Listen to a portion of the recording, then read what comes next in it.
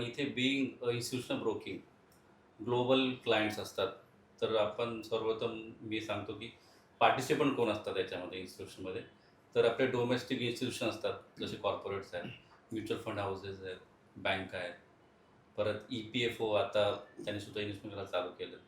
यापेक्षा domestic insurance कंपन्या हे डोमेस्टिक प्लेयर आहेत, जे यामध्ये सेगमेंट ट्रेड करतात. याशिवाय तुमचे अब्रॉडमध्ये फॉरेनचे ग्लोबल हेज फंड असतात, ग्लोबल म्युच्युअल फंड्स असतात. परत मोठ्या-मोठ्या कॉर्पोरेट्स असतात. असे आणि एफ-पी आहेत, ज्याला आपण एक फॉरेन पोर्टफोलिओ इन्व्हेस्टर म्हणून संबोधतो. तर हे सगळे प्लेयर ह्या सेगमेंटमध्ये ट्रेड करतात. तो ऑब्व्हियसली इन्स्टिट्यूशन असल्यामुळे त्यांची ट्रेड साईज खूप मोठी असते, व्हॅल्यू खूप मोठी असते.